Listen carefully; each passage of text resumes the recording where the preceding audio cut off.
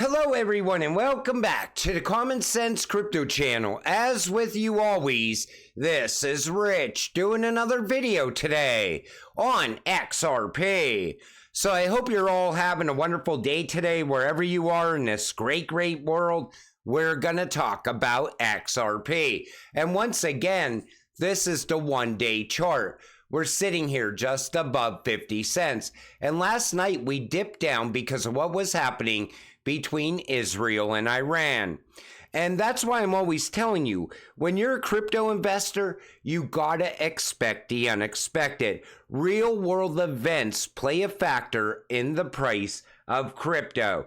We seen it last weekend. We seen it once again last night.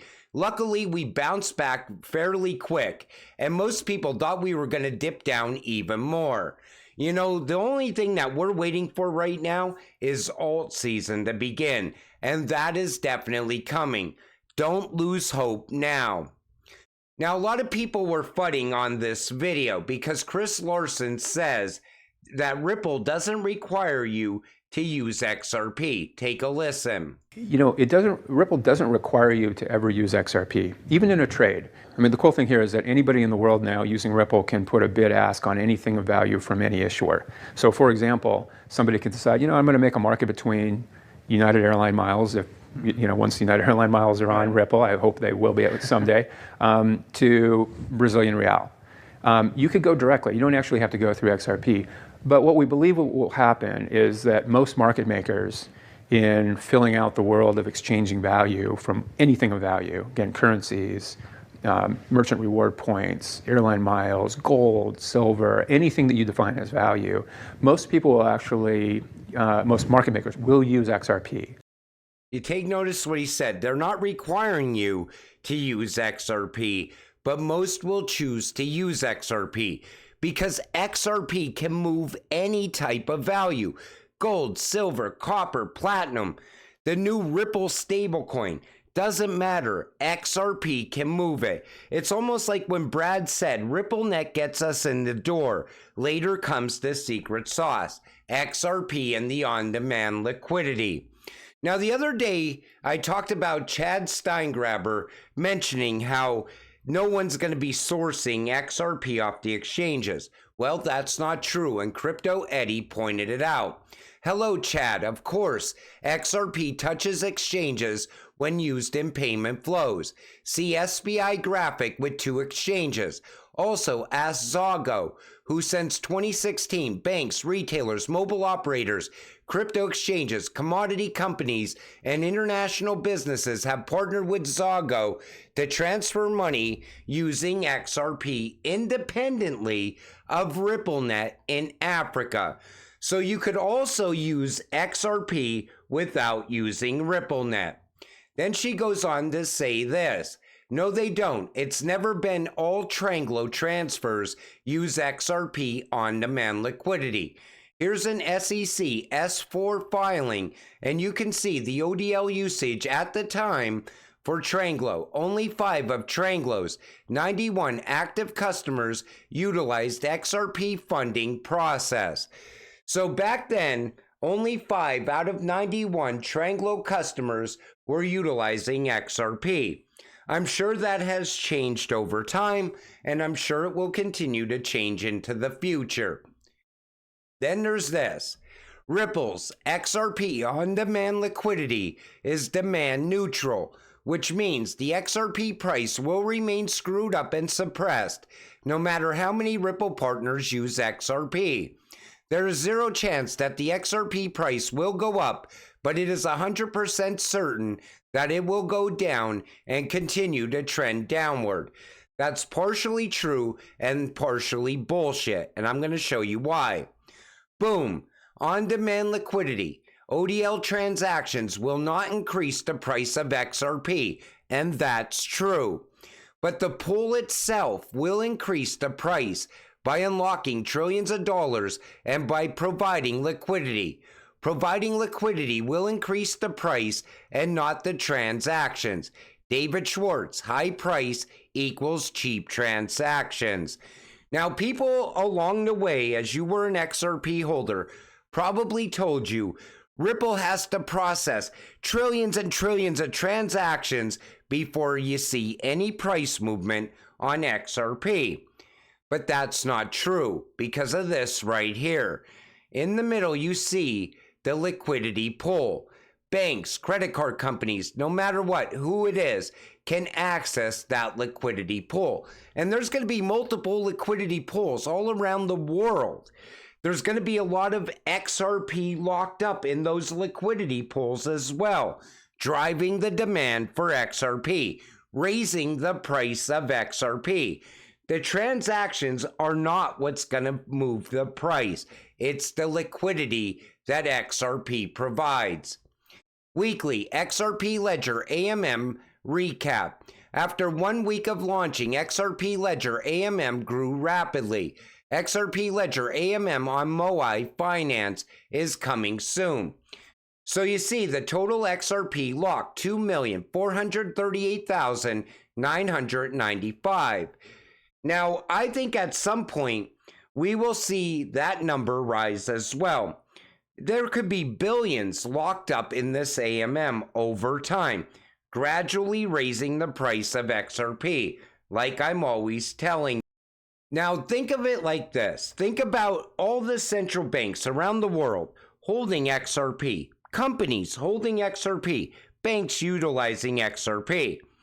Now, everybody always said 100 billion XRP is way too much, but it might actually not be enough. And I've talked about that multiple times because we don't know that for sure. Look at all the NDAs that Ripple has.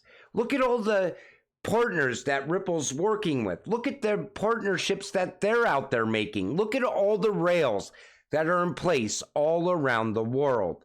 We don't know if there's enough XRP to go around.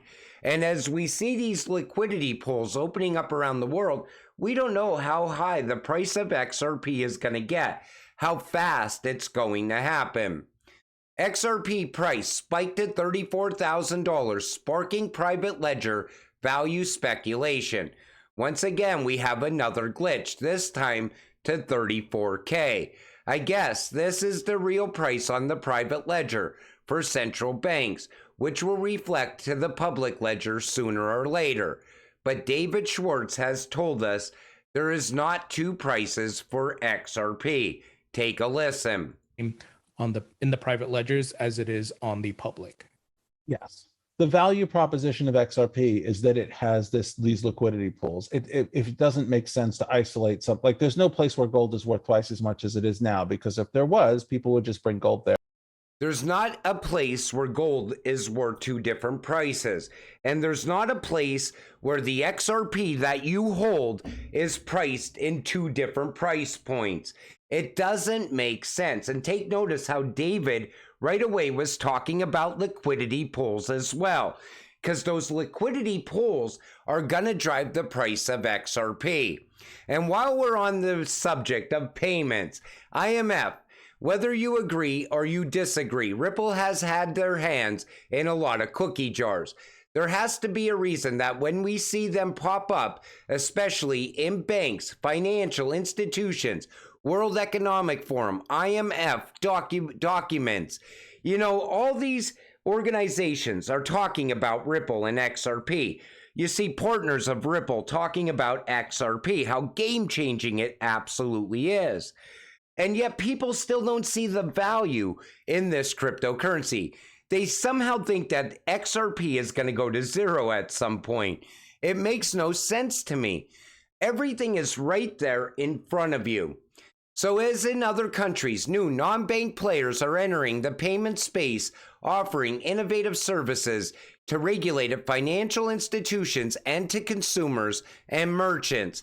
Some of the new fintech and big tech entrants aim to compete with existing money transfer providers, Ripple, Calibra, while others aim to provide services complementing rather than competing with existing money transfer agents or card schemes by offering mobile or digital wallets or by acting as a payment gateway. User interfaces are aggregators such as Stripe, Square, Amazon Pay, Apple Pay, Google Pay, Facebook Pay, Visa Checkout, PayPal, etc.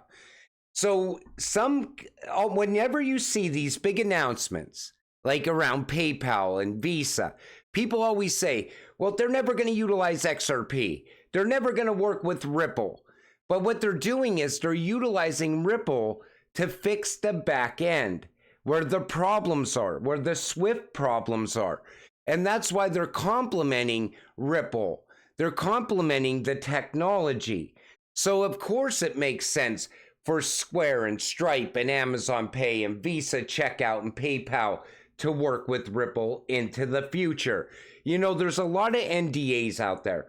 We don't know who those NDAs are with yet. Wait until those announcements come. A lot of us will realize we were right all along, because people always said that, you know, this company and that company is working with Ripple, but it was all speculation still. Once those announcements come, that's going to be game changing in itself. And here's the thing, like I said in yesterday's video, you know, not only are you going to get the announcement, but you're going to realize you were right all along. And those companies are going to be going live that day utilizing RippleNet and XRP, because nothing is going to be in the way to stop them. Regulations are coming. They're going to be put in place this year.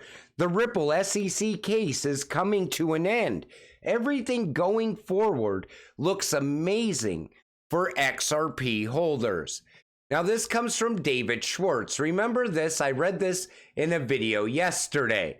So clearly, David Schwarz is just an employee of Ripple Labs. His allegiance is to Ripple. Well, David answered back. Many years ago, I was talking to Chris Larson, and he said he wanted me on the board at Ripple because I was loyal. And in the moment, I interpreted it as loyal to him. I told him that I would be loyal to him so long as I felt he was the right guy to run Ripple. He's rational, and if I can persuade him I'm right, maybe I'm not. I told him I was loyal to Ripple, my employer, but the truth is that I'm loyal to whatever earns my loyalty. That's true even in my personal life. If I felt Ripple didn't deserve my loyalty, I might not publicly condemn them out of self-interest. I do hold a lot of Ripple stock, but I do not need to keep working at Ripple. And as soon as it is not fun, I'll stop. And I don't need to publicly say things I don't believe. I've tried to avoid that trap my whole life. I tell people that I don't want their loyalty if they don't think I deserve it. That just hurts both of us. I think you'll find that of those who know me, even my harshest critics admit this. In fact, many of them criticize me for exactly this, though usually without realizing that's what they're doing. So David says he's loyal to Ripple, but if he sees something wrong, he will leave Ripple. And, you know, David, he has no reason to come out and lie to people every single day. You know, David is in a position where he created something incredible. You know, XRP is probably the greatest cryptocurrency out there right now. Some people see it, others don't. But you see what it's built for. And, you know, everybody calls David Schwarz a liar, or those, you know, because they're frustrated with XRP. That's what it comes down to. There's no reason for it, honestly. And, you know, it's just like me. You know, when I start doing something, I give it 100%, no matter what it is. There's days I don't want to make videos, but I do it because I made a commitment to do it. So I know how David feels about Ripple as well. But I'm committed to making videos for all of you so I could keep you going, so you could get to the finish line, so you could get your financial freedom. That's why I do this every single day. And, you know, you have to be committed. You have to have the drive to do it. That's why most people give up before they ever even make, 100 videos on YouTube. Some people start out, they make a couple videos and they realize how hard it is and they give up. But you keep me going and I keep you going. I'm loyal to you. If I see something that I don't like about Ripple, I share it with you because you have the right to know. Whether it's good or bad, I'm not just going to give you good news. If any bad news comes, you're getting the bad news as well, is what I'm saying. Hopefully that all made sense, but that's what I'm talking about. So, you know, until it all happens, you got to stay patient, stay positive, and let's get rich together.